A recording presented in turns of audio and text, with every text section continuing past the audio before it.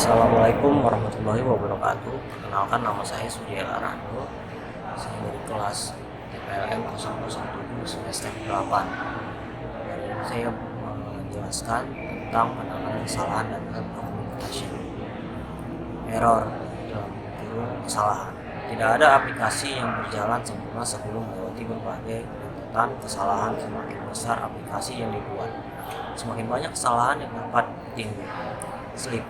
Sebuah kompilator akan sering menemui program yang mengandung kesalahan. Maka kompilator harus memiliki strategi apa yang harus dilakukan untuk menangani kesalahan tersebut. Kesalahan dan slip.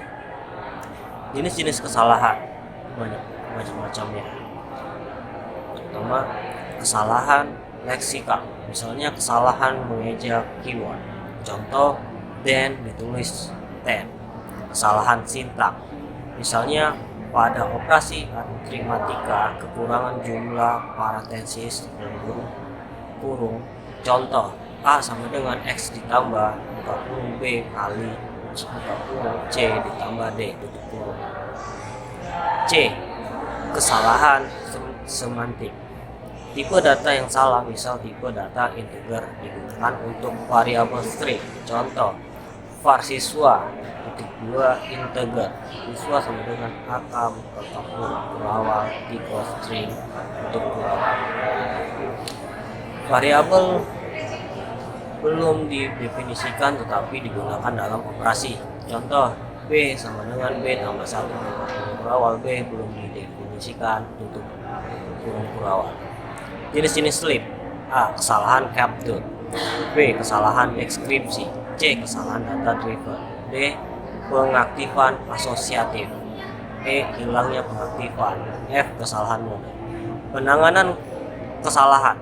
A. Prosedur penanganan kesalahan terdiri dari mendeteksi kesalahan, melaporkan kesalahan, tindak lanjut perbaikan, pemulihan.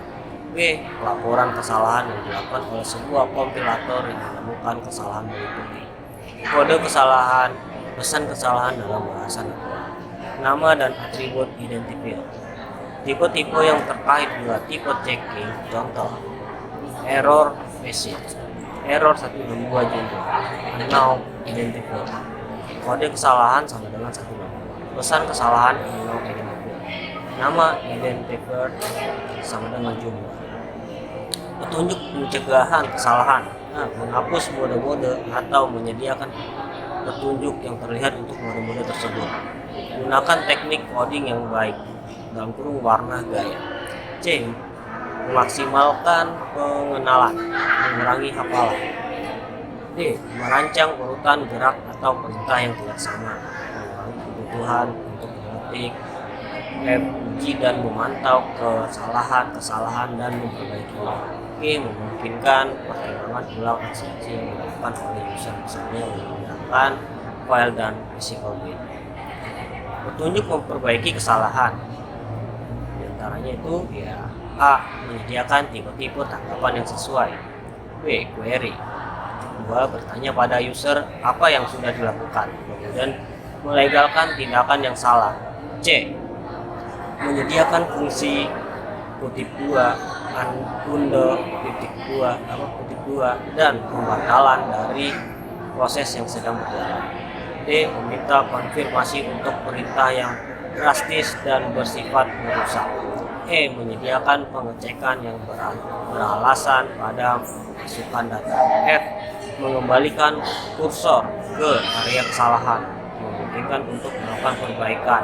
G. Menyediakan beberapa kecerdasan buatan. H. Menyediakan akses cepat kepada bantuan untuk konteks sensitif. Tidak pernah ada perubahan untuk tampilan interaksi yang hampir mendekati sempurna. Sistem sederhana, user memanggil dan menggunakan, dan user itu sendiri kan memberikan nama untuk subsistem yang digunakan tersebut. Hampir sebagian sistem yang memiliki banyak fitur membutuhkan help atau bantuan. Jenis bantuan. A. Tutorial. B. Review garis miring referensi yang cepat. C. Manual referensi dalam kurung penjelasan lengkap. B. Bantuan untuk konteks sensitif dalam kurung spesifikasi tugas. Merancang help dan dokumentasi. Perancangan seharusnya tidak seperti add-on pada sistem. Secara ideal seharusnya merupakan bagian integral dalam sistem. Perancangan harus memperhatikan isi dari bantuan dan konteks sebelum teknologi tersedia. Isu help dan dokumentasi. A. Bagaimana help dan dokumentasi dipanggil? Pilihan pertama bagi perancang untuk membuat bagaimana bantuan dapat diakses oleh user. Bantuan ini dapat berupa komen, tombol, fungsi yang dapat memilih on atau off atau aplikasi yang terpisah. B. Bagaimana help dan dokumentasi ditampilkan? Dalam sistem Windows akan ditampilkan dalam window yang baru. Dalam sistem lain mungkin dalam layar yang penuh atau bagian dari layar. Alternatif lain dapat dibentuk pop-up box atau tingkat komen lain. C. Bagaimana help dan dokumentasi memiliki keefektifan? Tidak menjadi masalah teknologi apa yang digunakan untuk membuat help dan dokumentasi, tetapi yang perlu diperhatikan yaitu prinsip keefektifan. Masalah dalam implementasi. A. Para perancang harus membuat keputusan untuk implementasi baru secara fisik maupun pilihan yang tersedia untuk user. Kemudian keputusan ini sudah termasuk dalam pernyataan komen operating system. Apakah berbentuk meta, komen, atau aplikasi? Hambatan fisik berupa screen, space, kapasitas, memori, dan kecepatan. B. Masalah lain adalah bagaimana struktur data bantuan, apakah berbentuk single file, hierarchy file, atau database. Mungkin itu saja yang bisa saya jelaskan dan saya terangkan tentang penanganan kesalahan dan help dokumentasi. Sekian dan terima kasih. Wassalamualaikum warahmatullahi wabarakatuh.